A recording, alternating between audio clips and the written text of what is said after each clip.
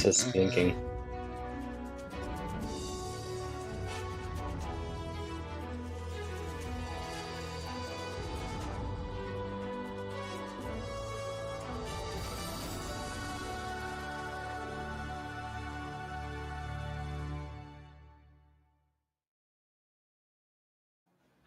Hello and good afternoon. I think we're coming up on one of the last weeks without Brian. So Scrag has been kindly lining up some guests. So what's the plan for this week? Well, this week we have JJ here. Hello. Everybody, this is JJ. I would say probably one of the top Wizardry variants Daphne streamers. If you don't know what that is, we'll talk about that in a bit. And today we're gonna be talking about that, so that's cool. JJ, do you want to introduce yourself? JJ, please introduce yourself. Hey, Because that intro left some room. It's all good. I'm JJ. I stream on Twitch 85 hours a week. That is my primary source of income at the moment. That's pretty much all I do. I play Wizardry right now. It's a good game. You should play it, maybe, if you like hardcore, difficult games. Maybe not, otherwise. 85 hours a week. What does a typical day look like? I wake up. I try to exercise. What time do you wake up? I wake up at about 7, 8 a.m. usually. Wake up, I try to run or walk every day, but doesn't always happen. So probably end up only doing it like about 3 or 4 times a week due to time pressure. I have chores that I need to do. I look after my sick she's not that sick at the moment, but she is quite elderly mother. Make sure that she's all set. Make sure the cats are all good. And then I pretty much just stream all day. I eat my one meal of the day after stream, and then I go to bed. And that's do you always start stream at the same time? Yeah, 12 p.m. UTC +1. So you've got 5 hours to get fitness, house things, grocery shopping, and so on. Yep. Help with your mom. Mm-hmm. Anything you need to do. And then you're going live for how long? For 12 hours or more. Okay. And I obviously have to do bits and pieces for the stream as well. I'm really struggling with that at the moment. I'm just trying to get a little bit in here, a little bit in there. So then when stream ends, sometime at midnight or later, you come off of stream with whatever mix of energy that comes with. There's some excitement, there's some fatigue. It washes over you. I've done 12 and 14-hour streams, and there's a relief in it being done, like, and you're very tired, but at the same time, like, at stream, if you had a good time, you kept yourself at a high elevated level for so long that, like, some of those feelings are going a mile a minute. So for sure. Then you wind down until what time to go to bed? I wind down for usually about 2 to 3 hours. So I get about maybe five-ish hours of sleep a night, maybe a little bit more. It's hard. And then you wonder why it's hard to do back end work, like, if you want to build any new emotes or indeed, other platforms. Mm-hmm. But I'm old, so like I don't need as much sleep. I do all right most nights. I don't think that's what the science says. I don't know. Well, I mean, he's like, 80-year-olds only sleep 20 minutes. As you age, you just eventually have one amount of sleep you need to do in your life, 90, and once you hit it, you're done. Yeah, exactly. Like once I'm like 90, I'll probably only need about 40 minutes of sleep. I should be good. That's why we don't live to be 200, is the sleep would go negative and we can't run a negative balance. And so eventually it all makes sense now. It all makes total sense. 85 hours. I mean, I've had weeks that big. Final Fantasy 14 when it first launched. Walker, I played I was live, I think, for 104 hours or something that week. But that was me sleeping pretty much right here, getting up and then sitting down right here. You can see right here. Booting up the game as I booted up OBS. So like there was a fairly constant, because there's only 100, for anybody that hasn't done the math, there's only 168 hours in a week in total that we all get to use. Okay. And then during this 12-hour stream, you primarily focus on one type of game. Pretty much at the moment, yeah. It's just that there's a lot of buzz around Daphne at the moment because there are some big, huge streamers, Wizardry Daphne. Some huge streamers that are involved. For anybody that's not familiar. So Back in the day when I was a youth, many years ago, about 1999, bit before that too. I think it started in 1982. There's a franchise called Wizardry, an IP called Wizardry, which is a blobber, as they were called back then. They're sometimes referred to as dungeon crawlers now. And these things are like where you're sort of behind. You have your character, you have your set of characters, a party of characters, and you don't actually really get to see them very much. So they're called blobbers because you are just blobbing around dungeons, moving from tile to tile to tile to tile from a first person's perspective.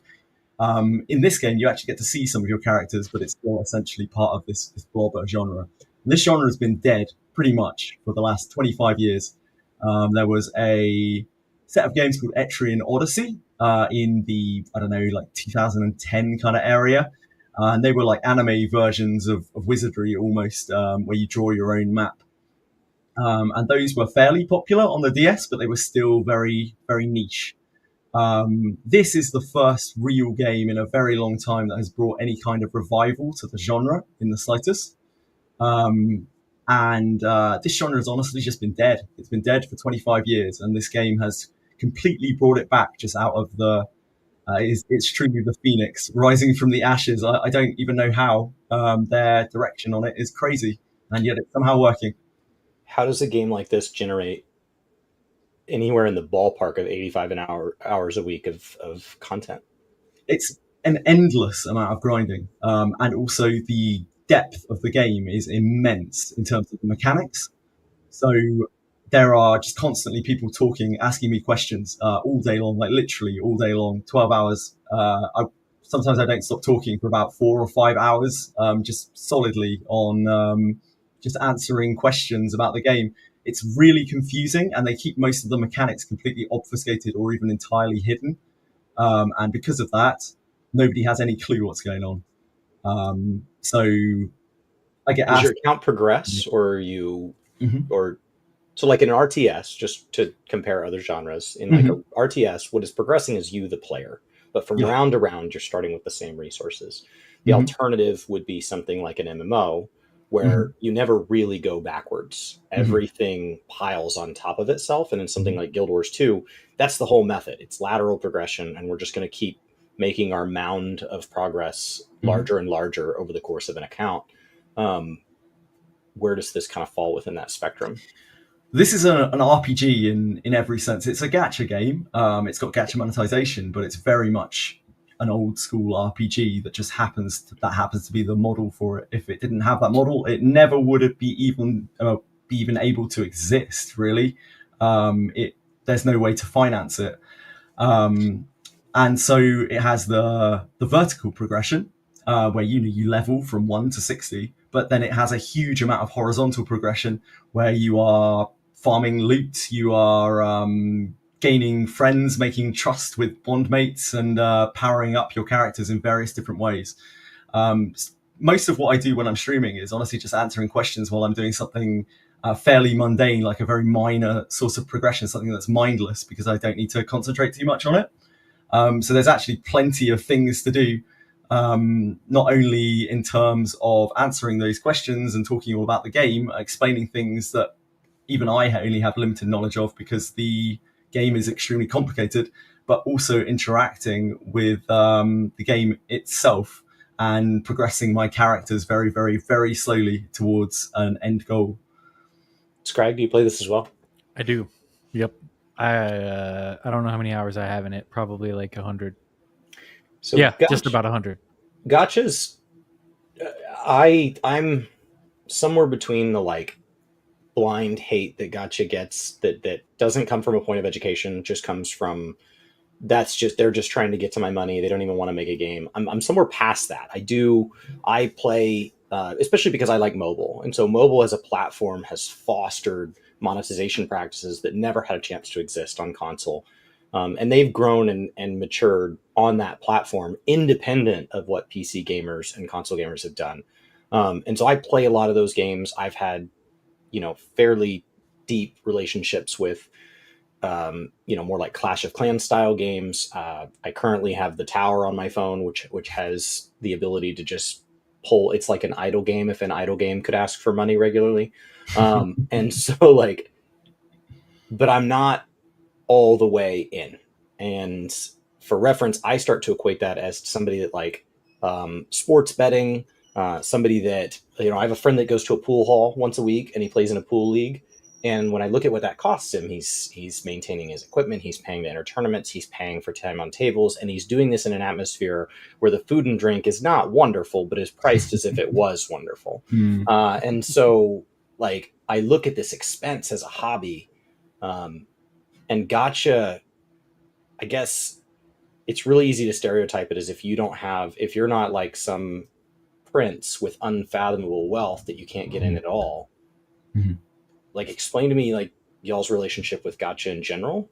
Okay, so Gacha in general. I'm not a huge fan of Gacha, believe it or not.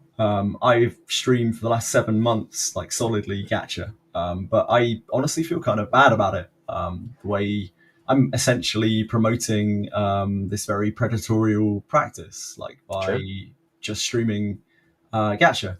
I don't feel great about it. But it doesn't stop these games being very, very good. And ultimately, it's a matter of self-control, right? Now, I know that there are people out there that have a great deal of trouble managing those impulses. And I feel absolutely terrible that, you know, I might reach someone like that, someone vulnerable, and they might get affected and want to spend much more money than they possibly can. I feel absolutely awful about that. But at the same time, this is currently what I have chosen to do. And I do everything in my power to try to stop people from doing that when I'm talking to them, reminding people that, you know, this is a game and you shouldn't spend anything that you can't afford. Gacha in general is obviously a very dangerous practice. It is a very predatory practice and finance model, but it is absolutely here to stay. Now, it's just something that we have to deal with. Daphne in general, Daphne specifically, wouldn't even exist. That whole game wouldn't exist. The genre would still be just as dead as it has been for 25 years if Daphne didn't exist. And it would not exist if it didn't have the payment model that it has. It's the only way that a lot of games can get past development anymore, that can even make it past the shareholders. Even some of our AAA games that we've gotten recently, specifically Stellar Blade, a lot of that was paid for by Nikkei and Destiny Child, because Nikkei was bringing in like $40 million a month at some point. Not defending it, just saying, like, you know, it's a thing. You know, it's a funding source for a lot of these studios. I agree. I don't defend it, but it's just here, isn't it? Sorry. Right. No, I was going to say, so go ahead. I'll let you finish. I have many questions. I was going to say, me personally, when it comes to gacha games, I typically don't really like them either, depending on what they are. I think the first one I ever played was like Fate Go, when it like first came out here in America. And I think I spent like maybe $20 on it and was like, okay, yeah, whatever. Right. And then, you know, I've played a few more over the years, but I only really, when Genshin came back, or when Genshin started, you know, I kind of fell for that whole thing for a while. And then I kind of realized, like, look, this isn't a really good business model for me to get too involved in. So I'm only going to like spend money in these games if it's something that I really support or like want to support or enjoy, right? So for instance, I tried out Honkai Star Rail. I was like, this sucks, don't spend money on it. Tried out Zenless Zone Zero. I'm like, hey, this is pretty cool, but I don't think I'm gonna play it, so don't spend any money on it. And that's kind of where this game is a little bit different, because this is actually a game. This is not like a basic game mechanic that you just have to spend money on. This is like old school. You know, this is like, you don't even have to spend a dime if you don't want to, and you can still beat it. I don't know about the second Abyss, but the first Abyss at least, because this game, and I call it a game instead of a gacha game, and I think JJ does the same thing on his stream, is like, I'm losing my train of thought here, but it actually takes skill to complete, and it takes knowledge and time.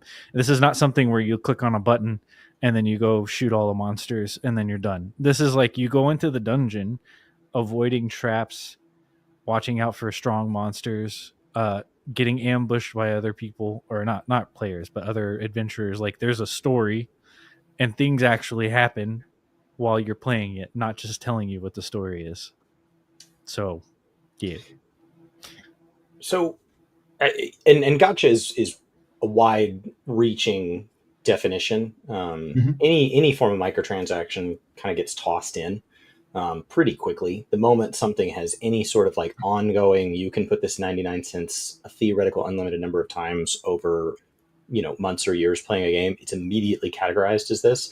And it reaches, as you're saying, all the way into just video gambling, which just is actively looking for a compulsive gambler, somebody whose brain is wired to get the same endorphin rush off of a near miss as a hit, and then to let that small percentage of population just fall into an endless trap. I mean, casinos are funded by this. And this is somebody that enjoys my time in casinos. I have gambled in casinos. I am not saying never in my life again will I gamble in casinos. I play poker several times a year with friends. You any good? I like gambling. I'm just an average player. Well, I don't sit down with money I intend to get back. I view it the same cost as going and seeing a show or a concert or a movie. And so if I only have a little money, then I expect to get a little bit back, just like I would if I had a little money to spend on any other form of entertainment. If I want to experience something bigger, then I expect to get back something bigger. And so like the handful of times I've gotten way up on a blackjack table, my goal has been like, well, I want to sit here with this friend I'm with and we're going to drink all night. And you'll find that as long as you have money, they keep bringing you drinks. They'll bring you whatever you want. And so that is no different than me and that friend trying to run up a 12-hour bar tab. So honestly, it typically works out cheaper. Like if you can get up on a blackjack table, if you do the math on what you originally sat down with and what you get back, it works out fine. But I understand that business model preys on a group of people that doesn't have the ability to walk away, as opposed to I do. I can get up at any time and I can go back to my room and I can just leave. But within gacha games, in theory, there is also a spectrum that are games first, and this is more of a payment model, and less it's more game first, gacha second. So, in that case, what would you say? Or it's instant gratification, or it's a full game and all you're paying for is time, in which case you're just paying somebody else to play for you. Like you're just paying for the tower that I play. Most of what you would spend money on at my stage of progression in the game is literally just to be in the future. Like I know where my account will be in about a week. I can buy that. I can just I can just straight up purchase it. I can just be a week further. So if I want to catch somebody that's a year in front of me, I can buy that. Or I can try to outplay them. I can try to be efficient and I can try to close the gap. If they spend money, I'm never going to catch them. It's never going to happen. What do you think you guys spend in an average week, month, some unit of time where you would track it? I've spent almost $500 in the last 6 months on the game, which isn't actually that bad for a gacha, although it does sound bad like when you hear it out loud. Games can be much more than that, and I've actually spent that because I wanted to, more than anything. You can absolutely play this game completely for free. I've just been tempted in by its harsh little claws, its harsh little talents. I've really enjoyed the game, and I honestly don't feel even bad for a second putting money into it whatsoever. It's nice to support it even, because it is a game that is just dead. The genre has been gone for so long. I've really missed it, really. It's a better game than any other dungeon crawler or blobber or whatever that has come out in, forever, as long as I can remember. And I'm glad that in a way that I can help them keep the lights on. I just feel bad for people who are spending, what they can't afford, as I do with anything else. It's empathy, right? As you say, with gambling or something like that, I feel exactly the same way when I look at someone who can't walk away from a poker table, from a blackjack table. Just feel awful, especially if you are involved in getting that person to spend money. Yep. As for me, I just buy the weekly sale stuff, so about $20 a week, and then after a month of that, I have enough stuff. I have enough currency that whenever a new character comes out that I want, I can just get it pretty much. So that's already you know. interesting, because you guys just said the same amount of money and you said it very differently. Yeah, I mean, but he's been playing for 6 months, and I've been playing for a month. About $100 a month. He's spent $500 over roughly the last 6 months or so. Yep. About $100. So you're in a similar place, but you've gotten there differently. And so when I compare that to like the MMO players right now, MMOs are not funded by these subscription rates that were set 15 years ago and haven't really moved. It probably was enough early on to fund the game, but at this point, what we expect of MMOs costs a lot more than that. And so when you see $100 Brutosaur, when you see T-shirts and all this, I own that Golden Brutosaur. I pay $15 a month for MMOs that I don't currently have up to date because I like supporting them. And when I come back, I will want to play them. And $15 a month is something that in my current state, I can afford to let bleed out. And I don't need to get my 15 hours of entertainment to have justified it. Similar to leaving something like Netflix turned on or Hulu or any of these streaming services. I have friends that back when the whole thing was cut the cord, they cut their cable bill, and then now they have, I go over to their house and they boot it up and they've got Hulu, Peacock, Amazon, HBO, Disney Plus, and it's like, if you do the math, like you're back at a cable bill. Like they've got ESPN, they've got this, like you're spending $150 a month on sitting in front of a television. And so like if the alternative is sitting in front of a gacha game, that's what brings you joy. That doesn't seem out of reach to me. No. As opposed to sometimes I hear these games like people that try to tell me they're not spending very much, the number's a great deal higher. So within, let's just limit it to this game. Within this the game, is there a diminishing returns? Are there people out there that are spending $5,000 a month? Oh, yeah. And that whales. They call them whales, right? It's definitely, yeah. What is the experience like? Let's say somebody spends $0 a month. Somebody spends in the $10 to $30 kind of, just that is the cost of gaming, whether you're buying single player games as you beat them or you're subscribed to an MMO or something like that. Then let's jump up to like the $100 to $200 where this is starting to be like a low car payment. So this is a pretty substantial part of your free time, to like the people who are blowing house payment or more. Like what are those levels getting you? In Daphne specifically, or in gachas in general? Because at gachas in general, it can vary vastly.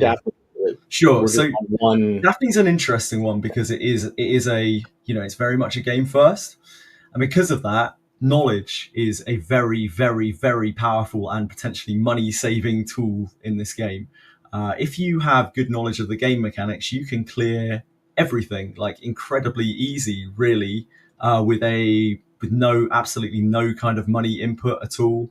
You just need to have a good knowledge of what you're bringing with you, which characters you're bringing with you, and how you're approaching each fight. If you don't have that knowledge whatsoever, then you're going to be either dying a lot or you are going to be paying a lot. Someone who is spending, and I do know there are some people out there who spend thousands a month, maybe even tens of thousands a month, as ridiculous as that might sound to someone outside of the community. Those people can just do anything. Like they can just kind of roll through anything that they want to with, it's completely mindless. But the game doesn't have PvP. It isn't player versus player, It's a single player experience. So you are just shaping your own experience by doing that. You're not making it any better or worse for anyone else in the game. So if you want to spend nothing and take your time with the game and learn it and get all of the knowledge and be able to clear through it, then you absolutely can. And you will eventually catch up to the same point as where those people are. It will probably just take you longer, or you will have to do more research. Are you capped on the amount you can do in a day as free to play? Not in this game. It has no energy, unlike most gachas do. It has a fortitude rating on your characters, and that basically rewards you, or punishes you, I suppose, is a better way of putting it, as the game is very punishing. It is a very hard game. It punishes you for being reckless and careless. If your characters die, you lose fortitude. If you run over traps, you lose fortitude. If you fail opening chests, you lose fortitude. When your fortitude is bottomed out, you can still keep playing as much as you want. But if your characters die when they're at low fortitude, then reviving them is very, very, very difficult. And eventually you have to take them back to, if you don't resurrect a character, you have to take it back to the temple and have it resurrected. And if you resurrect it when your fortitude is too low, you can actually permanently lose the characters, which is part of their tagline. The tagline for Wizardry is "Savor the risk." Now, that is completely circumventable. You should never lose a character in this game. It's impossible because your fortitude is always going to tick up. But if you're impatient or you don't have knowledge, again, knowledge being a very important factor in this game, then you can indeed just lose your character permanently. And that's why talking and having this sort of community affair where you talk with each other constantly and you share information is very important. It's like one of those old school games where you have to figure out how to get to the end of a dungeon, but there's no guide for it, and the internet basically doesn't exist at that point. So I guess what is it that makes you guys want to spend money in the first place, besides like a desire to support the game? I get that. Mm-hmm. Like when I played Guild Wars, there were some people in the community that when I first came into Guild Wars, I was new and I was playing a lot and I was streaming a lot. And so there were a lot of people that were kindly coming into the community to kind of help watch my journey, guide my journey. There were times I asked, don't spoil. There were other times I was, teach me, like I'm here to learn. And one of the things that was kind of received in a mixed way was that I was frustrated with Guild Wars monetization practice, but not for the reason that it was too high, for the reason that it was too low. Mm-hmm. That I was looking at the amount I was playing and I was looking at the things that they were asking for money, and I didn't want those things. And yet I felt bad that like I'm willing to spend the same amount I would spend on another game and you're not collecting it from me. Sure. And it feels weird. Like if you go to a friend's house and they put out a nice bottle of wine and they prepare you a steak or whatever it is that you're into, and you know they've spent time and money and energy preparing this amazing meal, and you go, oh, great, I'll invite you over to my house. Like, no, don't worry about it. And then they have you over again, and then they have you over again, and then they have you over again. And then finally you guys go out to a restaurant one time to celebrate, and then they pick up the tab. And you're like, like, this is, it makes me feel bad. Mm-hmm. Because I have enough to at least pay for myself. And at some point I'd like to make this an even trade. And that's how I felt playing Guild Wars, is that like, so if we ignore that as a reason to support a game, that you're just buying things because you like the people, what is it that makes you guys want to buy weekly stuff? And then why not buy more? Or why not skip weekly stuff?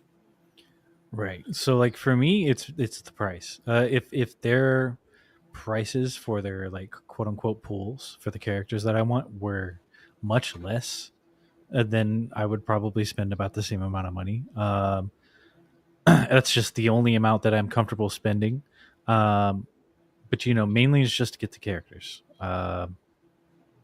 Yeah. I mean, so you get a new character every week? No, not every week. I think it varies. JJ would know more than me, but they do like reruns of old characters for the Steam players that just started like a month ago, and then they also do events with new characters that are crossovers or just brand new, either from a series that's made by the Goblin Slayer guy based on Wizardry, or just new. Sorry, lost my train of thought. So you get all these different characters and you're laterally right. progressing them. Like any lateral progression game, you're just changing the number of ways you can play, but you're not actually getting like further per se. Not necessarily. There are some characters that are better for other things. In this game also, you can use characters as materials to make other characters' skills and passive abilities better. So like for instance, there's a character, Lanaville. She's like a princess knight. And if you feed her to another character to learn her passive skill, basically what it does is at the end of every combat, a small portion of health is healed to everyone who's injured, right? So if you do that 14 times, it's probably going to be pretty good. Is there an end point? Is there a point where you've consumed enough of her? Like you don't need any more Lanavilles ever? Like your account is complete? Yeah, if you do the maximum amount of time on every character that you have, sure. And but then, no one's going to do that because she's a rare, like 5% drop or something. Some people will do that. I would just never like do when you talk about completion, and then I think one of the things that I struggle with within some gacha is that, so we'll take like the tower here. So this is the tower, and there's a card system in it, and you buy packs of cards, and it can spit out cards. Now, every time you get a card, it levels up that card. So the first time you get it, you just get the card, and then the next like 3 times turn it into a level 2, and then it takes like 8 times or whatever to get to level 3, and it just continues. Well, eventually you've maxed out the card. Once you max out the card, future packs cannot contain that card. And it just goes away. And then there's some fun stuff that happens within the odds. If there's 4 rarities, there's some fun stuff that happens once you've gotten like all of the level 2s, because the way it's phrased, the level 1s take up this percentage, and then that kind of gets spread across the higher rarities. So it benefits you. It is to the player's advantage. So eventually, once you've gotten all the uncommons, you're going to basically guarantee that you're getting rares more often. And eventually you get to where, like, if a new card were to be added, like theoretically the players that have already maxed all their cards, they're not going to have to buy very many packs because they're going to be packs entirely full of that card. Is this game like that? Is that typical within gachas? I would say it's not typical because usually they give you a reason to continually get more. So like, for example, the character that I used as an example, on top of feeding her to other characters to get passive skill improvements, you can also feed her to herself. I think that's where I struggle with gachas. Yeah. So is the endlessness. Like, I can try to justify it as a completion because then it's no different than like a Warhammer collection. Where like I could theoretically own enough of this unit that I never need to buy another box. Right. But that's the thing, though. You don't need this stuff. With this game, you actually don't need it because like probably like 80% of your power comes from the items that you have, which you can't just buy those. Right. It can still make you feel like you need it, though, and that really is the basis of gacha in essence, really. It makes you feel like you need things that you don't need, usually by making you look at other players who do have those things. That's kind of how gacha works. That's the whole premise of gacha. How are they doing that? So in a single player game, so like in WoW, we're all anybody that's anywhere even remotely adjacent to WoW over the last 6 months has seen the images of Golden Brutosaurs as a particularly egregious example of a paid transaction. How does that happen in some of these more single player games? Well, you use WoW as an example here. I wouldn't say the stuff like Golden Brutosaur is even the worst, like the most egregious thing in WoW. It's just the WoW token in general. Like, I didn't think so. The WoW token is what you get. I mean, but the WoW token, you could buy anything in that game. Yeah, I don't buy tokens because you can buy literally anything with a WoW token. You want to be carried through the hardest thing in the game. If you buy enough WoW tokens, you can find a guild that's going to let you do that. Right. WoW is buy tokens. Sorry for a bit of a tangent here, but like, WoW is a particularly egregious example of like quite predatory market practice in a game that isn't meant to be a gacha, but God knows might as well be, because you can just buy anything you want. In a game like Daphne, they don't really make it too obvious. They make you want to. They don't make you compare against other players because you barely see other players. It's quite different to other gachas. It's more that the content is actually so hard that sometimes you're just like, man, if I had X sword or X character, then this might be a lot easier. It actually makes you want to buy things because you are struggling with what's going on. And yeah, you can take time and you can, with patience and planning, you can overcome those things. But also the temptation is always there to just be like, well, I would be much stronger if I had X ability, X character, X item. Hopefully that makes sense. Yeah, makes sense to me. I don't know if it makes sense to Chris. Okay, and then, so that's kind of described like in a much simplified, but like it's kind of simplified in this like Candy Crush type method. I could be past this level if I just had this item. Yeah, a little bit. And Kinda. if I played enough free to play, I would eventually either overcome it through a mix of luck and skill, or I would build up enough of that item through, different games do it different ways, but sometimes there's daily or weekly login type things that are meant to kind of slow drip you the things you need for overcoming those odd moments when like luck didn't work out. So, a significant attack misses or you make a mistake. It's like, oh, well, I need this potion. These potions are consumable, but they've been giving me a potion every time I log in or every time I share their crap on Facebook or whatever each game links to. Watch adverts is another one. They love making you watch adverts for things. Yeah, and a lot of games are like, hey, if you'll just pay us a base amount of money, we'll remove the advertisements. But if not, like, we do still need to get paid. We don't actually want truly free players. I use Duolingo for kind of practicing some language, and I pay because I don't want the ads, and I don't want my mistakes on a language that I am willingly and admittedly telling you I don't know to punish me by taking away the little hearts. So, I pay for a subscription. I think their subscription as a methodology is fair because they allow me to then share that subscription with my siblings and things like that. So now language learning has become like a thing in my family because they're all like, wow, this is really great. There's this app and we don't have ads and it's wonderful, but they all don't have ads because like I'm paying, like I'm picking up the tab for the whole family, but it lets you share it with a significant number of people. It's like 5 or 6 people. So it's fairly generous in that way. So like within the Gacha community, what is the sentiment towards things like that? What is the sentiment towards ads? Like I can tell you in the MMO space, not everybody's thrilled about the token. So it's not like, oh, well, they're okay with it. They're not okay with it. It's just not going anywhere. Indeed. I won't play a game with ads in it. Sorry, just won't do it. If you want my money, you got to respect me from the start. You know what I mean? Optional ads. Don't think I have. Yeah, I've seen. Not even optional. Played another Eden for a little bit recently, and that had optional ads, and they were very unintrusive because you only had to click them. Like if you wanted extra resources, you could click them and use them. But it was fairly tucked away. I don't really have too much of a problem with something like that. If there are adverts that are just in your face like constantly, I don't think I could play a game like that. It's a bit too intrusive. If you could pay to make them go away, maybe if the game is really good. The thing is, most gacha games are not really good. They are something that you do to pass time. They are not something that you want to sit down and play for a huge long period of time. You just want a little bit of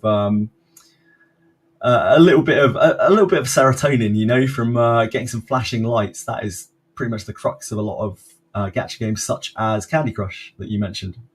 So you play this 85 hours a week. Is there an end in sight? Do you think you can continue playing this? Oh yeah, definitely. Think of it like 2 years, 5 years. Think of it like that's a huge amount of time. I don't know about 2 years or 5 years, but like think of it like Diablo. I guess that's a decent way of comparing it. Although the game is vastly different, it's this first-person dungeon crawling experience. Essentially, it's kind of the same thing. You can crawl through dungeons and get loot over and over and over and over and over again, and it can be randomly very good. In a very similar way to Diablo. You're quite familiar with WoW, so I take it you're kind of familiar. Yeah, Diablo, Path of Exile, games like that. Path of Exile. There are a handful of creators out there that will play them preposterous hours for years on end. For most of us, it tends to be an attachment to the genre, and we're going to play them in kind of seasons. And some games have leaned into that, and they call them seasons. But for many of us, it is a very seasonal behavior. This part of my life, which may or may not be 3 months long, but this chapter. Right now, when it's cold where I live or it's hot where I live or I'm working a lot, this is going to be the game that becomes my fun thing. And sometimes that season of your life is waiting on something else to show up. I'm really excited. Titanfall 3 is coming maybe next year. And so if you were waiting on Titanfall 3, maybe there's a different game you play in the meantime. But or you're just waiting on the Switch 2 to drop, which would be wonderful. And that brings me to like dependent. Yeah. So like, is the genre pretty good at making kind of things seasonal, letting go and coming back? This genre is very good at eating up a lot of your time if you are very much into it. There are so many ways to maximize yourself that there is a very close to endless sort of level of progression to it. Now, I might not play this game forever and ever and ever. I may move on to other things. I may play things, side by side with it simultaneously. But certainly right now, I've been playing this game for, I don't know, about 6 months now. And the last month or two has been pretty much, sorry, my cat, pretty much constantly this on stream. And I'm not bored with it at all. I still find it very fun, and I think a lot of that does come from the fact that I get to interact with my good friends in chat for so long. If I was just on my own in a dark room, I'm not sure that I would still be, grinding away at this 12 hours a day. I think that might be a little bit much.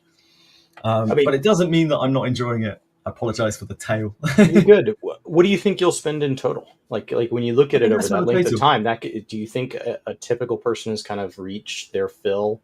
Is that $1,000? Is that $2,000? Is that? I was looking at this the other day, and I think I might actually end up spending like quite a bit less now. In this game, when you've got a party kind of sorted out, a group of 6 adventurers, my cat's going crazy, I'm so sorry. You kind of hit a point where you don't necessarily need to buy or pull or whatever more stuff. I've reached a level of strength right now where I don't really need to worry about things too much. I can just do whatever I want, and I'll still slowly get stronger, but I certainly don't need to be putting a huge amount of cash into the game to be proceeding any further. So I think my spending will actually go down significantly from here on out. A lot of the times that I spend any more at all is literally just for to get things for the stream, to be able to show things off, like showcase heroes and that kind of thing. Like I pulled for the new character just to showcase him the other day, just to have some sort of content, although I kind of hate the word, to provide to the stream.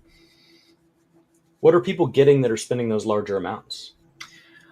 You can spend on, you could pull endlessly on banners, right? And the currency in this game is quite expensive, so you could be spending, literally thousands or tens of thousands on a banner. Sorry, go ahead, Greg. JJ, we forgot to mention that this dungeon crawler has one of the best mechanics in the world. It has chaos orbs. Chris, are you familiar with Path of Exile? I have a passing awareness. I haven't played. Yeah, so this game actually, it has another mechanic, like basically chaos orbs. They're called alteration orbs. Basically, you can use them to re-roll items as well. So that's another thing that you could potentially spend money on now. That's a new gacha. You can just thing. buy them outright? Yeah, you can buy them now. You used to only be able to get them from disassembling loot.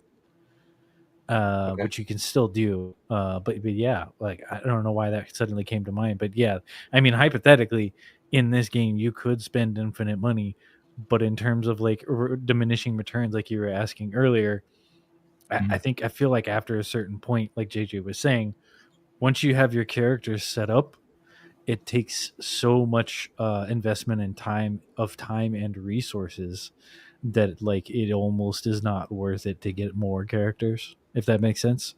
So like once you're kind of set, the only thing you're really doing is like continuing to grade up, continuing to get gear, things like that, which you do in game.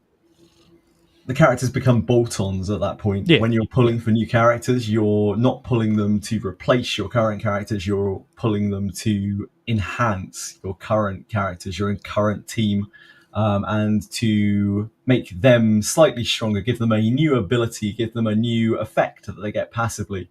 And that's how they are going to continue to make their money from the majority of people. The whales, as we talked about earlier, they will be pulling for every character. They will be maxing every character. They will be buying everything from the shop. They're the ones that are going to be, and this is the same for all gachas. It's something like 85%, 90% of revenue for gachas is not from, average Joe who spent his meal ticket on X gacha thing. It's from the whales that are putting in an immense amount of money. The 1% is paying I think it for was like Harrah's. 85%. Harrah's is a big casino chain, and I think they're the ones that revealed that it was like 76% of their revenue came out from, it was like 3 or 5% of their users. Like it was this like list that they could track. Like these are the people that are making, and I mean, you're talking about a company that you expect to make just endless amounts of money, and it's just an incredibly small percentage that are generating it. I just struggle to see how somebody can spend that. It just, even if you make it, there's people that argue like if you make it, you should be able to spend it. But let's say you make $20,000 a month and you're single, you want to be single, you don't ever want to, and it's always going to just be you. So you're spending half that on this game. That still means that that's half that could have gone into a retirement account and generated interest for you forever. Like within a reasonably small number of years, you could have been set for life. And instead you are exactly where you started, to whatever degree, because you're going to have living expenses on top of that. So it's really hard for me to justify these games even having the ability to spend that kind of money. That's the danger, and not just capping you. Like it just looks like greed for greed's sake. I can see that. That's why they're such a dangerous thing and such a malign kind of existence. The fact that they have no cap, that you could just keep spending forever until you are in a mountain of debt, and that is why Gacha is an incredibly dangerous predatory genre that a lot of people look down on, and I don't even begin to defend it. But what I will say is that if you want to keep gaming in this day and age, this is becoming more and more and more common. And eventually we will see microtransactions in everything but the very purest of games. It's not going anywhere. You've just got to kind of get used to it. And you can say, vote with your wallet all you like. But realistically, it is these huge companies that are pushing this. It's not even the small ones that are pushing out these little gachas. It's the very big ones on top. We've got Hoyoverse games, things that are doing things like Honkai Star Rail, like Genshin Impact. With companies like that out there, there's no fighting a company like that. You can vote with your wallet all you want, but there are 1,000 other people who will vote the other way and they don't care about you. That practice isn't happening without some kind of revolution. And we don't have too many figures in today's society that are really performing revolutions, let alone in a gacha space. So if you want to keep gaming, you got to kind of get used to this, and you got to learn to be able to overcome the urges that are involved in it, or you're going to miss out on a whole lot of games and probably deny yourself a lot of enjoyment. It's hard. I think it would have to be legislation. It would have to be. It would have to be done on a federal level, and there probably should be. Because the people that spend thousands a month offset just so many other people who are only going to give $10 every other month. They're like, well, I'm leaving. It's like, well, they didn't notice you.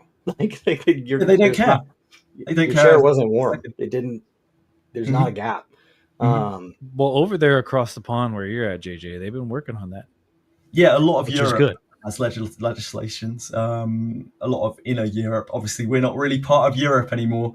What does that look like? What does thoughtful legislation look like where it's not like it makes it gambling? It makes it legally gambling. So you have to publish all odds. There are all sorts of things just stopping people from doing it entirely online. It depends on the country, though. I wouldn't want to overgeneralize, and I'm too ignorant to know the individual laws. Yep. Basically, here recently, they passed a thing or are passing a thing where essentially like these premium currencies that we have, like for instance, we have the gems of Ol or whatever in Daphne. Over there, where in the countries where that law would apply, that will no longer be a thing other than pure dollar amounts. So, for example, if one gem costs 5 cents. Well, now one gem will be like 1 cent, if that makes sense. So if it's like $1 a gem, that's like the only way they could do it. So instead of something costing 500 gems, it'll be like 5. It has to be whole, like whatever the currency is denomination. So for instance, USD, if it costs me $10 to get 2,000 gems, well, now it's going to be $10 for 10 gems because that's how it's going to be. Right. Can they still do the like bulk pricing where like, $1 is 1 gem, but if I give them $10, they'll give me 11 gems? I don't know if they can or not. But the other thing that they're not allowed to do anymore. So for instance, if you're buying like a skin in like a game, like let's say Mobile Legends Bang Bang, if you buy like $10 of gems or whatever, and the skin is $11, well, now I have to spend $5 because that's the lowest one that's offered. That's also not going to be allowed anymore over there. So hopefully those changes will kind of sweep over to the rest of the world and we can all benefit from that. That's pretty predatory. When they do something like, skins cost $6 and you have to spend money in $20 increments. Yeah. And then that $2 is there. And then they're like, well, and if you spend $40, we'll throw in an extra dollar. And so now you've got 5 of 6 or something goofy. And like it just feels like they're always making you think just a little bit more, just a little bit more, just a little bit more. And I get it. Like, I don't have those compulsions. I don't have those addictive tendencies. I have friends that range on that spectrum. I really don't tend to get too addicted to that. And even then, when I bought ad free in the game I'm playing right now, after 2 years of playing it entirely free to play, I gave them the $10 after my second anniversary on the game. That was the first time I'd spent a single dollar. Deserved. It was immediately like, well, there are these other packs, and when paired with the ad pack, the next $10 pack is actually fairly effective. So they talked me into $10, and it felt a whole lot easier to consider that second $10. It normalizes it. That's as opposed to if they had just made them combined and had been $20, it probably would have been another 2 years, and they wouldn't have gotten a dime from me. So they used that first pack to kind of bait me into saying that's okay. And I get it. Like I'm saying, I was playing that game and they weren't generating any money off of me. Occasionally I clicked the ads. I don't mind ads as long as it's a consensual thing between you, the developer, and me, the player, where it's like, hey, we need to generate money. An ad pays us this much. We'll give you a little currency if you watch it, but you choose when and if you want to watch it at all. Like, I don't mind that arrangement. That feels really fair. As opposed to when you're playing a game and they just interrupt you with an ad for no reason. I find that really disruptive. Street Fighter. Capcom. I don't mind the consensual ad-based thing as a free-to-play model. That is, it's what I wish. Like, I wish YouTube would let me opt into pre-rolls. Like when I'm going to watch a longer video and I don't want it to be disrupted. I wish they would let me. And the same with streams. There are certain streams out there where, like, I know that you're going to have an interview or a segment. You're going to run some section of the game that's going to be 20 minutes long. And I know that.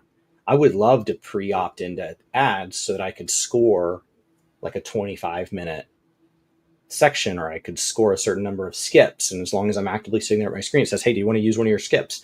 Yes, I do. I've earned those because I've already pre-watched them. So like, I get that Twitch has an ad component to their revenue, and I'm not saying that shouldn't be the place.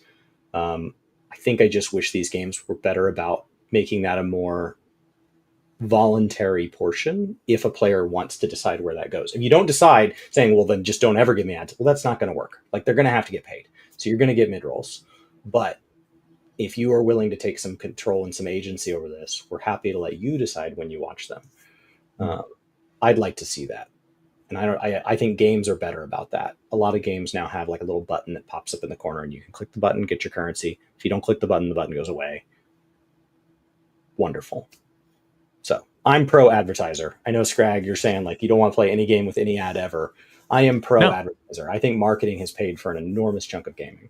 Advertising's great outside of video games, But I'm not a 100% consistent person with my opinions either. So like, for instance, $80 is too much for a Switch 2 game, but also I'll spend $80 on getting a tall mage and Daphne. You know what I mean? I've seen your new keyboard, Scrag. Yeah, but I'm not 100% consistent with that kind of stuff. But it is what it is. And by the way, YouTube does let you opt into add different ads. It's for $15. It's called YouTube Premium. Yes, you can pay to skip all. You can pay for ad free, and you can do turbo. And actually, both of those are really great to creators. They actually pay out better than the ad. Yeah. So everybody wins when money gets involved. But if money's not going to be involved, they're not like, okay, well then the platform and the creator are just going to take a hit here. No. There still needs to be money generated because JJ still has costs, and so like ads can be a component of that. Because I've been full time. I was full time for a couple of years, and my relationship with advertisers and stuff, like you really get to learn really quick. Like Like I have to pay these bills. How is that going to happen? And we had a Saturday stream one time because my dishwasher broke. Just telling it how it is. Like the goal today is, and we partnered with a sponsor, and I made it real clear. Like, if you spend money, this sponsor's going to pay me. If that sponsor pays me, I'm buying a new dishwasher. I need a new dishwasher. Let's just lay it out here. Like, that's what's happening. You got to do what you got to do. You guys have dishwashers? That's okay. Like, I can keep hand washing dishes if it doesn't work out, but I just thought I'll give up a Saturday and we'll see if we can get ourselves a dishwasher. Did you get the dishwasher? I did. Nice. And I showed it. I had on stream. I had photos and stuff. I was like, "This is the dishwasher you guys bought." So, that's a thing you can do. So, like, I respect the role that advertising plays, because asking people to just give me a dishwasher is ridiculous. Saying me and this game are going to work together to entertain you for the day, and if you find that valuable, there's a way that can be supported. That's great. Does Daphne have any other form of monetization besides the gacha? Nope. Well, I mean, technically they're book series and anime stuff, but I mean that's not directly Daphne. So like Dracom has, like I mentioned earlier, a series that is making them some money. It's a light novel series, I believe, and they're turning it into a manga and anime, which is based on Wizardry. So technically. And they have merch. They sell merch. They sell guild tags. Oh, that's true. Yeah. Cutouts. Yep, I think that was the other area I struggled with. It is that I like subscription. I'm super pro. Oh, me too, dude. Me too. Yeah. It just helps me budget. I'm old. Of course, I like subscription. And like, I would rather them just package it up like a little farmer's box that comes with some stuff. Like, I would rather them just say, "Hey, this is going to guarantee you always get the weekly pulls." Like, just because, like, I can budget that. And if you get me into this mindset where I can just pull one more, I'm just convinced that if I look down after 6 months, it's not going to add up to 6 months. It's going to add up to 7 or 8 or 12. Mm-hmm. And I'm going to have justified it at some point. Well, I mean, it's already the 11th. I might as well. Like, dude, if they had a package that was like, you pay us like $50 a month and you will get 100 pulls of every banner, I would be like, yeah. Even if it just added up to the same as if you'd done the gacha? Just a battle. No extra. Just a straight up battle pass. Well, no, I mean, if it was like $50 a month, and no matter how much stuff they put in, like if they put in 2 new characters, you're guaranteed to get both of those characters once at least. I'd be like, yeah, done. Of course. Because then you don't have to like go, oh, I spent $40, I got 30 pulls, and I didn't get a single Berkanen. Like what happened with me. And then I got a bunch of them trying to keep when I didn't want them. But man, I really struggle with this idea that I can put money in and not get the personally thing. I think they should just make it like, if you're gonna make it, I don't know. I don't buy WoW tokens. I rotate my auctions. If you do the math on rotating my auctions, you're one of those. every time I rotate my auctions, I make about 3,000 to 5,000 gold. If you do the math on how long it takes me to run an add-on to help me rotate my auctions, I am paying myself somewhere in the ballpark of maybe half of minimum wage pre-tax. Like, it's not good. And if I would you're playing the game, and if I would just delete all of those items, just delete them, and buy 1 token every other month, like, that would more than buy all that time back. And so I could just, and a token is not that much more than a month of subscription. So like, I would increase my amount of time that I could be playing other parts of the game. So like, it's an easy rationale, but I don't do it because then where do you stop? Mm-hmm. Like, if I'll buy 1 token, why would I not buy a token every month? If I'm going to buy a token every month, why would I not buy a token every Friday if I have a lot of time to play? It's like, I just don't. And like, at some point I'm buying the token to buy an item so that I don't have to go out and farm the item. And so now I'm starting to pay money to avoid playing the game. And I should just play something else if I don't want to play the game. Like, the item wasn't required when I wasn't logged in. So like, if the goal is to minimize my amount of time logged in, logging out is infinitely more effective. So I think that's why I struggle. And it's not but like, the difference between what you're describing is, if I buy a token, I will get the gold. And it is told to me up front how much gold the token is currently worth. And once I get that gold, I can go to the auction house and I can purchase those items outright. even if you talk about stuff that I don't think should exist, like I can pay a group of players to hard carry me through content, it's still a fixed transaction. It is. There's no gamble. Like I know that if I spend $20 or $40 or $100 on tokens, that I can get this much content cleared for me as just a hard fact. Agreed. So ethically, it's still they're different. both predatory. They're both predatory, but one is gambling and one is not. That's the way that I see it personally. Yeah. I think the gambling makes it harder for me to swallow. I can understand that. I think gambling I get is potentially an abhorrent thing, right? It's potentially a life-ruining thing. So it's very hard for people to kind of normalize that in their heads. And I don't blame them. I don't know if that sort of thing should be normalized in people's heads. But we're definitely on a road where it is getting increasingly normalized in people's heads. And it seems like it is a steamroller that is hard to stop. I like it as a game. When I put $20 down in a March Madness bracket to watch the American college basketball go through a bracket, a sport that I don't watch all year. So like I only watch it for this tournament, and I don't watch all the games, but it becomes this conversation piece. And we had an event at work where we were doing some training, and I walked in, and one of the directors was standing there, and that was the person in first place, and I was in second. And she ripped me a little bit.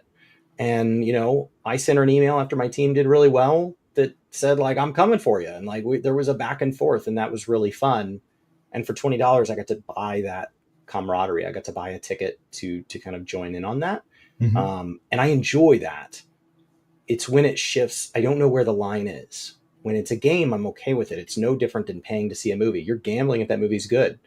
Because if you go, I don't typically always align with critics, and I don't want to know so much about the movie that it ruins it for me. So you're gambling. I'm paying. And if you're seeing it in a theater here in the US, especially if you want popcorn or a drink, it is not hard to spend $20 or $40 going to see a movie. And you are gambling if you walk out of the end of that movie thankful that you gave that time. Like you're taking a risk. And so like I'm okay with it, but somewhere in there, the gacha stuff turns into something different. Going to a casino every day turns into something different. And now it is shifting to being a lifestyle. And that is where somebody is coming in and taking growing amounts of money, and they're not promising you the end result. And it starts to feel deceptive. So I think when there's a pity system in play, I'm okay with it. When there's something that says, hey, after this much, it's not gambling anymore. There is pity in Daphne, and there are in most gachas, almost every gacha. Like if you pull a certain number of times, you will get either a token that you can redeem for the thing that you were looking for, or it will just be guaranteed kind of given to your account. So there is that. If you put in enough money, generally, almost every gacha, and it's usually a very, very big red flag if there isn't one, you will be able to get that character in some way, shape, or form. Might I ask, how do you feel about blockchain stuff, about crypto and that kind of thing? How does that fall into this? Because that's close as well. That's a similar kind of vein. So crypto is just speculation. It is no different than the people this week that felt that they knew for a fact that the American stock market was going to plummet, or that it was going to rally, or that it was going to plummet again.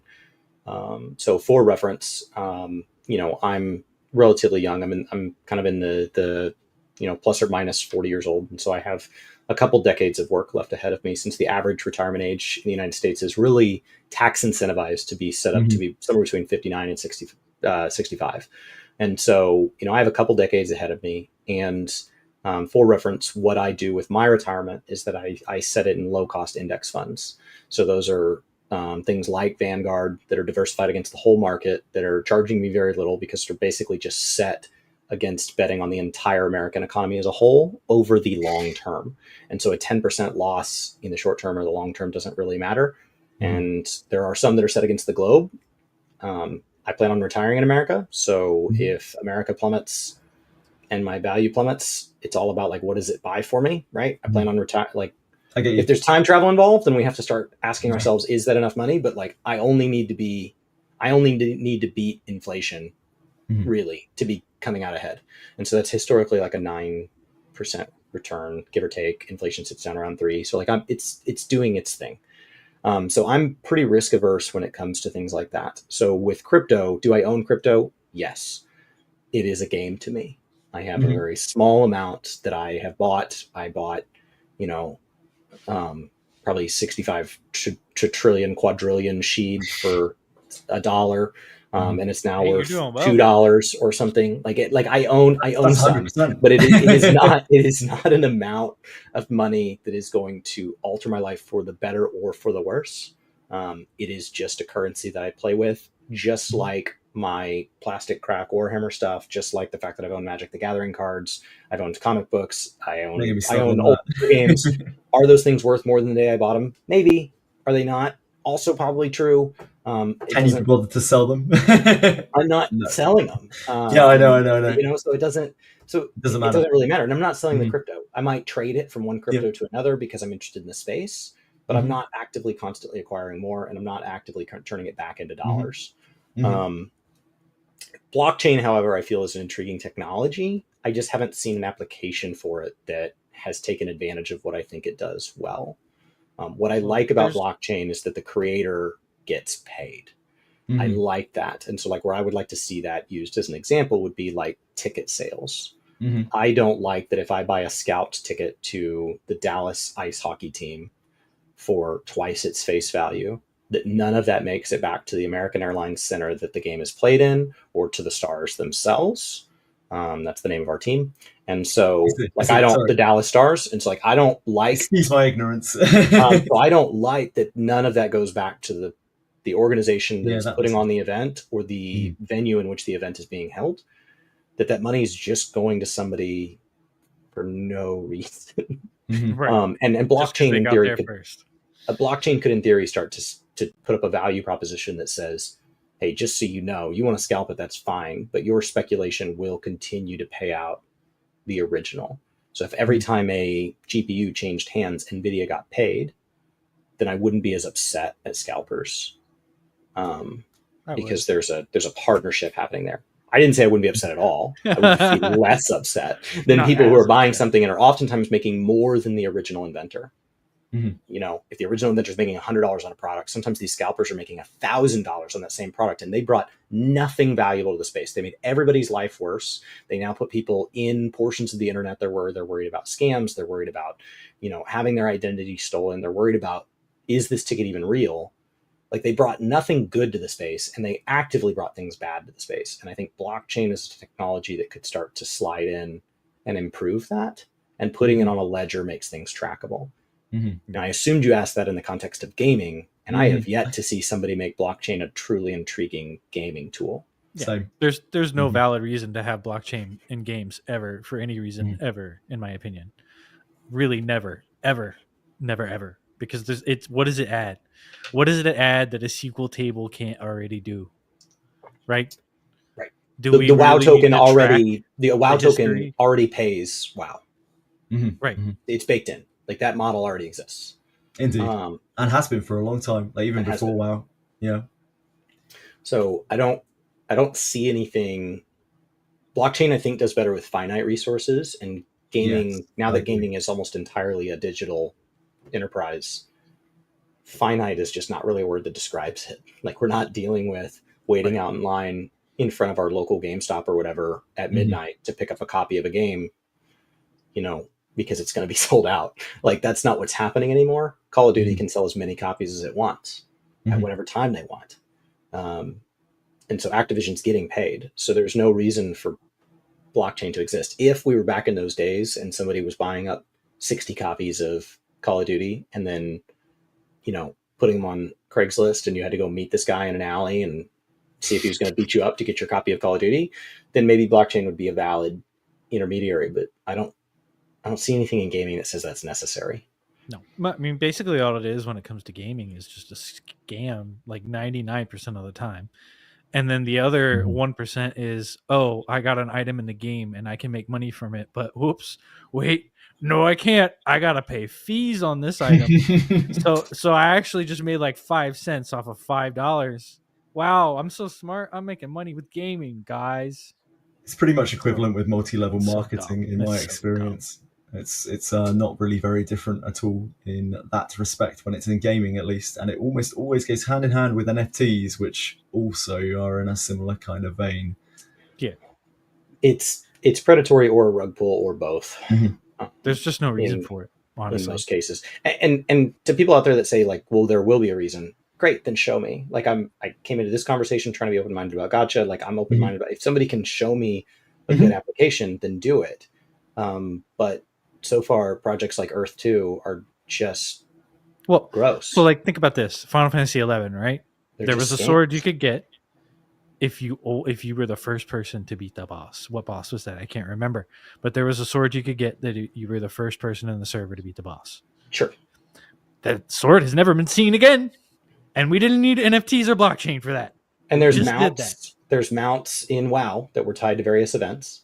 Yeah. And those are not transferable. And so the theory behind an NFT is that they would be transferable, that they are unique events, and that I could go back and I could buy a Swift Zoologian tiger off of somebody that got it from the card game, or I could go back and buy one of the Ankaraji mounts off of that. And you could already do that if the devs enabled you to on the marketplace. And so they could, and these trader tokens have kind of done that. These trader tokens that they brought into this kind of monthly trader, they can bring these items back, which is fascinating.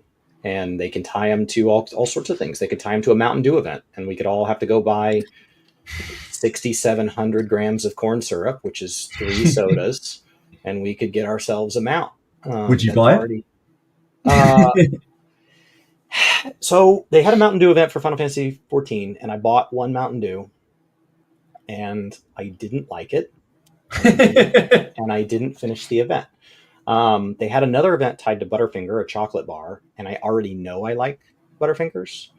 And I went to the store, and I couldn't tell from the fine print if it was based on the total purchase price or the purchase price pre-tax that I needed to clear.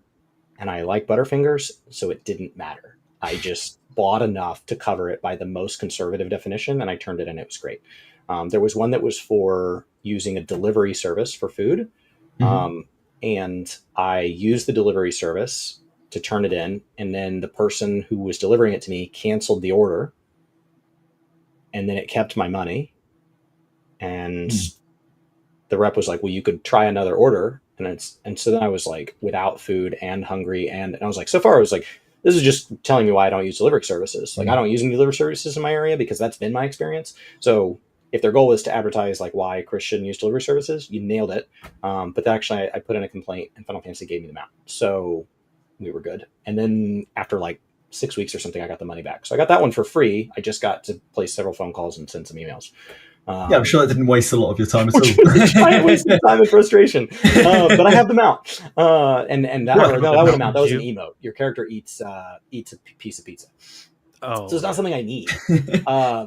But it's something you wanted. And that's okay. It's okay to want things. It was okay. Right? It's perfectly okay to want things. Everyone wants things. But I don't like Mountain Dew, so I didn't take part. I tried. The average American child consumed 19 grams of sugar or sugar equivalent in the 1970s before high fructose corn syrup made it into our diet. They now consume more than 76. It's recommended to have, depending on if you're listening to the sugar lobby who thinks it's not bad for you at all, or other people, to have somewhere between like 20 or 50, or some scientists say just as little as possible. 0 would be cool. It's not actually needed in your body. And when I looked on the bottle of this drink I didn't enjoy, I realized that to drink it responsibly, 1 20-ounce bottle had to be consumed over 3 days. And so if I don't enjoy it and it's bad for me, I was like, I don't know. I liked the mount, but I don't think I care. And that's not any judgment on people that do like Mountain Dew. By all means, like I drink alcohol. Alcohol is good for you in 0 amount. The scientifically provable, objectively healthy amount of alcohol to have is 0. So if they tied it to alcohol, I would get them out. But I just wasn't going to do it for a behavior I didn't enjoy on its own. So maybe I'm not who cross-marketing is for. I think that might be the case. They sold 1 Mountain Dew, so I guess they did get me there. They got you. They got you good. They got me. So the reason why I asked that, really, like the blockchain, the NFT thing, is just because that stuff is going to be present in gaming as well. They're already trying to shoehorn all of that stuff in, right? You're right. And we're already almost past the gacha side of things. Like we're already moving on to that, which is almost certainly more abhorrent and would be far worse than this. Unfortunately, gaming is just going down a bit of a dark path. and we're not going to be able to go back to the time where people were like, "Oh, a $15 subscription to World of Warcraft, to EverQuest, to Ultima Online, whatever.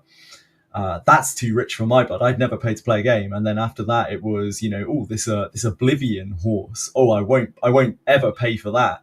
That's ridiculous." And then they paid for that, and then eventually we got to the point where we were getting microtransactions in single player games, like a lot of Ubisoft games, that kind of thing. And gacha is kind of everywhere now. It's very mainstream in like FIFA, like FIFA and those kinds of games. Mega mainstream. Like a lot of people won't even recognize that is a gacha, but yeah, it's a gacha. It's just by a different name. It is completely and utterly a gacha. In fact, it's even worse because every 3 or 4 months or whatever it is, you get a new season or a new game, and I think it's longer than that. It's probably like a year. But you get a new game, and then you can't even use the things that you got for the old one. I don't understand that one. At least in WoW, like whatever BS you've bought over the years. Like I buy collector's editions of MMOs. So I have all these collector's edition mounts. Every MMO I play that I know I like, a lot of times the only mount I'm missing is from the first expansion that I ever played, because I didn't know if I'd like it. But like every time after that, I'm like, I'm in. And I buy collector's editions of all sorts of things, Zelda and all that. And so like I have those mounts, but they are still usable. If we boot up WoW right now, if we boot up Final Fantasy right now, if we boot up Guild Wars right now, anything from a collector's edition is still usable. I don't understand the FIFA audience where it disappears, what that makes you feel like. And I think that's why I was kind of asking you, what are you going to spend on this game in total? Because you're saying you don't think this is the last gacha you'll play. You think there will be a time after this game. And there's other games. And when that time ends, you're going to have to start over. This is not model railroading where like, your hobby lasts 30 years. These games end. You stop playing them or the game stops getting supported or both. And so are you going to be okay with that? And that's coming from a place of, I cannot imagine if somebody tallied up what Blizzard has received from me. I've been to BlizzCons. I own some merch. I've bought some of the books. I have a handful of things from the store. I have the subscription. I've done collector's editions of things. I've given Blizzard a lot of money, and that's just for World of Warcraft. That's ignoring every other title of theirs that I've played. So, like, it's not from a place of judgment, but it is from a place of it's very foreign to me. What will that feel like when you switch gachas and you have to start this indescribable journey over again? Well, I have a real example of that. There was a Nier gacha, like Nier Automata type stuff. Not Automata, but it was the same universe. I had probably spent about $100 on that game, and they shut it down recently. And so, like, in that case, I was kind of disappointed because I kind of liked a lot of the skins and stuff that I had in that game, characters and all that. But on the other hand, I was kind of done with it, so it wasn't really that big of a deal to me. I was just kind of like, well, I beat it. I did everything I could. I try hard at it, did every single event I possibly could. So like, I'm good. I'm chill, It was sad, but also, I was just kind of like if they shut down Final Fantasy 11 right now, would you care? Probably not. A lot of people would, but would you specifically? I don't think so. Okay. Nothing lasts forever, does it? World of Warcraft eventually, I mean, in a lot of people's hearts, it's already died. Like, it's very different to the game that it used to be. But eventually, the game will go. I'll say I've taken breaks just due to like apathy, where like I didn't know I was logging out for the last time. It wasn't a bunch of fanfare. I don't typically film these big like I'm quitting videos and send out an evite to all my friends and like and maybe I'll have things like that that'll have big fanfare. I didn't have a big graduation when I finished college. I've just never been that guy. I'm pretty boring. A lot of stuff I say here is obnoxious. I hear it. I just typically just kind of quiet quit. I don't think I'm alone in that. You just don't know how many quiet quitters there are because we're all doing it quietly. There are loads. And so I just kind of like one day I just think I'm going to log in and I don't. And then the second day I don't log in. And then I look up and I realize the subscription's on and I turn it off. And then years go by. What I will say is cool about World of Warcraft is then when you come back these days, everything is so cloud-based that your UI is where you left it. As they've moved more and more to supporting more and more elements of the UI without add-ons, the game is fairly playable the moment you log back in, and the items are still in your bag. You can recover any mail that expired. It'll go back and grab that. I'm sure there's a limit on that, but the downside is if you do a lot of auctions like me, you have to click those items one at a time. So they're like, yeah, we're going to make you work for it. So you need to click through like 40 pages of 20 to get all these items. There must be an add-on for that. I don't know. If it was and maybe they just know like, hey, if we made it easier to do this more often, people would quit more often. Because like it does make me think like, oh gosh, I should probably check on the game more often. I lost my house in 14 due to just apathy. I just didn't log in, because you had to not just log in, you had to log in and visit your house, and I lost it due to just apathy. The housing system in Ziv is like something else. and me getting my house was a whole journey. I did it on stream every Monday. We had sign clicking Monday, and I would just click on signs for 8 hours to get the house, and it took weeks and weeks. I mean, it was just.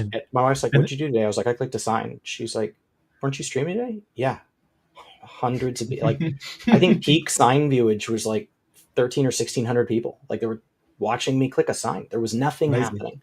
And that's because they were all holding out. And I assume Gacha is a similar audience, because they all wanted to be there when I got the house. And every hour that you don't watch the stream and you come back, is in theory an hour closer to when I'll get that. Like I have to get it eventually. And I did. And so like, I assume Gacha is a similar audience, that you're getting a chance to take joy in these roles and these pulls. Yeah, absolutely. And you say about like losing the things eventually, if we move on to a different game. I mean, as long as the gacha doesn't shut down, which is definitely possible, like end of service is a very real risk for any gacha. You can always just come back and try and play it again. It isn't really that different to an MMO in that aspect.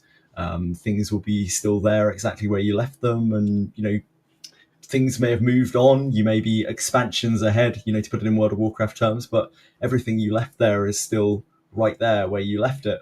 Have gachas run as long? Like World of Warcraft feels stable. Yeah, I don't assume that my Destiny loot persists, because I just assume that they cannot be trusted with my account.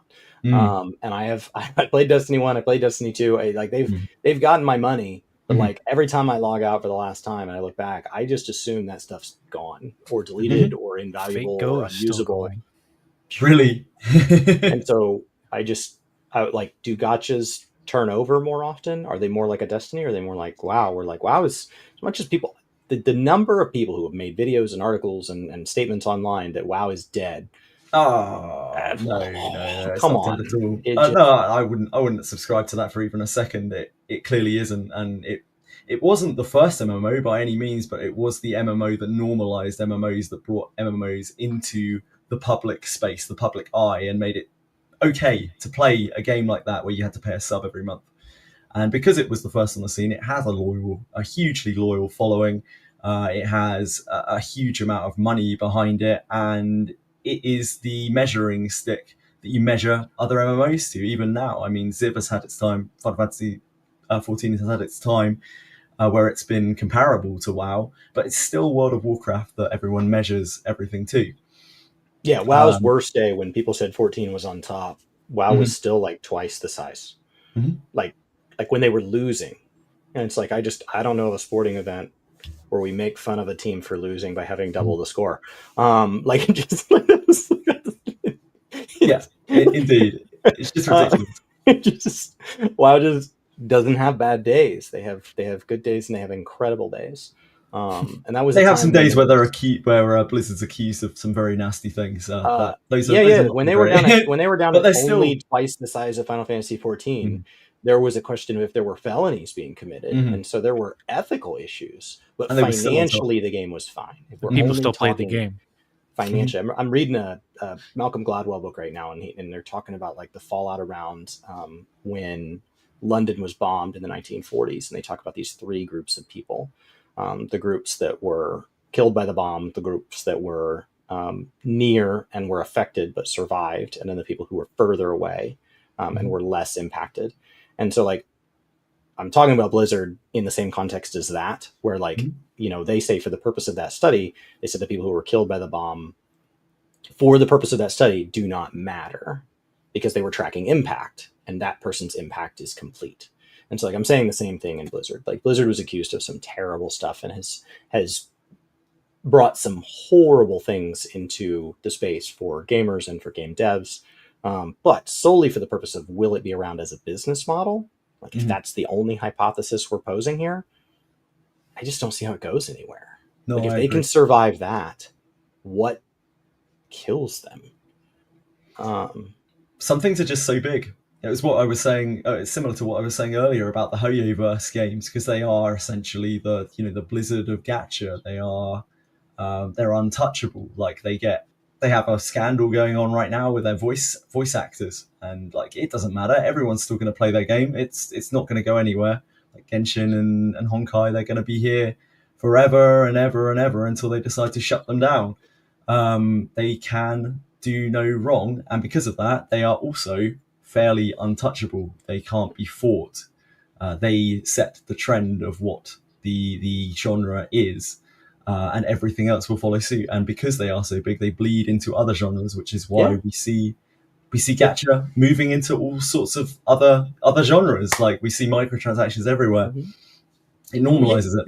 And WoW's done that. WoW has set the trend for everybody else. And WoW is adding player housing, and they are not the first. They feel like they're the last ones to the scene. But if they do it well, that will become somehow the new bar. Even though everybody else will be like, we already had housing. And people go, yeah, but why doesn't yours do this thing WoW's does? Like they will somehow be the bar even when they're late. Just because they are. It's not necessarily my favorite MMO of all time. It was my first MMO. So that's why I always go back to it, because it's comforting. It's easy. I can play it mindlessly. If I picked up a new game, like I talk about those Guild Wars streams, there's some of my favorite moments as a gamer joining in this community where I didn't know anything, but they were exhausting. I was constant needing to learn and to grow and making clumsy mistakes. And in the gaming community, like you asking a stupid question can be met with mockery. It doesn't. Of course. And so and it's like, well, how could I have known? And so like, it would be really easy. You talk about people spending money or playing well in this gacha game that is like self-admittedly obfuscated, that is difficult, is meant to be difficult, and the mechanics are meant to be obscure. How many people are playing Daphne poorly? It sounds like from what you're describing, huge. Probably huge most. Yeah, most people. Me as well, honestly. Like we still don't know a load about the game. It's an incredibly deep and complicated game. And that would be hard to want to get into, especially when the price tag associated with it is a blank check. And mostly people can tell you the number doesn't have to be big. Okay, but what is the number? I don't know. But it doesn't have to be big. It's up to you. And unfortunately, when you put a blank check in someone's hands, usually, I mean, when you put a blank check in someone's hands, it means you're giving them money. But in this case, they're giving the money away. Typically, they will probably put a 0, right? But it's so easy to just, like you were saying earlier with your tower game, right? Like maybe eventually you're like, well, this is only $10 and this will give me a huge advantage in the game, or like just a much better quality of life in the game. Yep. And I bought it a week ago. I have progressed more in the last week than I could have possibly expected. There you go. So like once you've done that, like you said again, suddenly it becomes easier to spend another $10 and another $10 because it normalizes it. And while you can play the game for completely free, and many people do, I will say, it is easy enough to slip into it, just like it is with any other gacha out there. In fact, I would say it's probably more likely in many other gachas to just slip into, because it's forced down your throat, honestly, a lot more in other gachas. Well, there's one other thing we didn't really talk about, and I know you've talked about it before on your stream, but Daphne does something that not a lot of gachas or even games in general do, and that is that you can, by way of being hasty or not paying attention or not reading, delete your characters, your gacha characters permanently. You can. They can die in the dungeon and be gone forever. Okay. So, just to bring that up, not to make it seem like a bad game or anything, I just wanted people to be aware. Yeah, no, absolutely. There's a revival mechanic where there's a stat called Fortitude, And if the fortitude is too low and they get Which the knocked fortitude, down your energy, right? You lose that every time you make a mistake. Every time you die or trigger a trap. Step in poison, whatever. If, let's say, their fortitude is like below 40, and you try to resurrect them. How does fortitude recover? Over time. You get one every 6 minutes. Yeah. Okay. 1 every 6 minutes. So if your fortitude's so it is an energy mechanic. Well, you can also just swap out your characters if you want as well. Or you can ignore it. Now, can you have an unlimited number of characters? Is this like a World of Tanks, one of those games? One of those games, like when your tank died, your tank went on cooldown. You could buy the tank back, but like you could also just have another tank. And depending on how many hours you play in a session and how often you lose a tank, there is a theoretical stable size where you are no longer worried about the recovery mechanic. You're just cycling through your kind of stable. Yeah, that's pretty much what I do too. Like when I was grinding the last event that happened, like pretty much like 2 or 3 hours a night, I was going through thieves pretty regularly because I'm bad at the little mini game to unlock chests. So I have like 4 thieves that are level 20. That's just whenever I hit a chest. Poor guys. I do like in WoW when they have a seasonal event. When I was playing more aggressively, if there's a seasonal event, it's capped daily per character. There's no amount of money that gets over this, but you can bypass it by having more characters. Because especially as the game has moved more and more to being account wide, there's no reason to worry about what character you get the achievement on. I just want it somewhere. Farming your love rocket every day. So when you're farming the love rocket, that doesn't actually exist. They email. I'm convinced that they email individual players and they say, we would like you to be in on the love rocket scam. If you agree to perpetuate the myth that you got the love rocket as a drop, we will put it into your inventory, but you have to tell people that you got it as a drop. You can tell whatever story you want. You did it 1 million times, you did it 1 time, whatever story you want, but it will be placed in your inventory as a result of agreeing to be in on this scam. Because I don't think the love rocket is actually on the loot table. I have done that. Zero bias, but I'm convinced. That love rocket in particular is just, I've never even seen one drop. Like as opposed to, there are amounts I don't have, but I have seen other people get them. I've never seen it happen. I've never been in guild chat when somebody's gotten one. There's nothing that can convince me that, like, I wasn't there. So they would have gotten the email. They would have had to sign the non-disclosure agreement. The timeline adds up. It's funny because sometimes in games there's items that are so rare that you don't even know what they are. And that happened to me like, I don't know, a few months ago. I was doing DS Lily's League for hardcore in Path of Exile 1, and I got a albino Roa feather. And I'm like, what is this? Why is the color like a mirror? So like whenever items drop, your filter like gives you different colors. Well, the mirror of Kalandra is white and red with the filter that I use.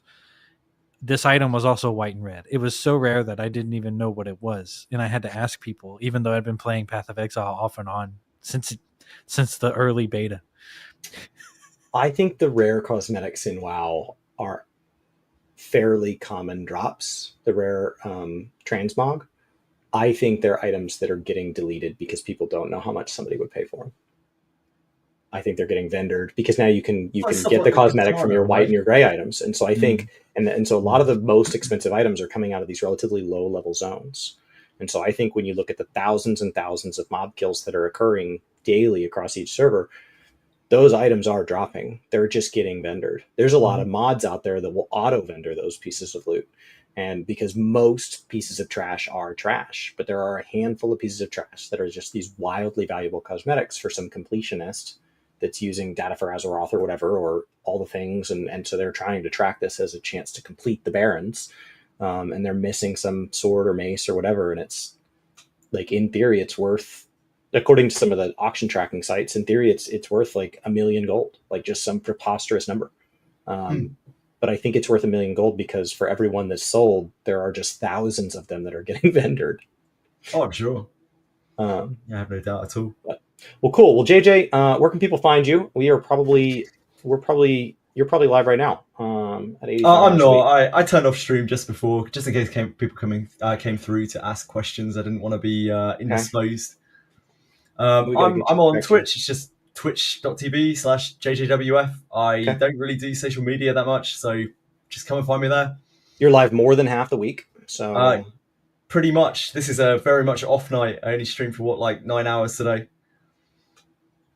Great. Yeah, we need to find this guy editor. Yeah. You would have to coordinate with them telepathically while sleeping because you don't have time to visit with them. But, just send them the 14-hour bond. I'll try anything once, Okay. Cool. Well, do you have anything else you want to share with us before we let you go? I don't think so, really. Just thank you very much for having me on, and it was a real pleasure. I hope you guys have a fantastic weekend, really. Okay. Well, with that, I'll go ahead and end the stream, and we'll be back here next week, 1 week closer to Brian being back. Yep.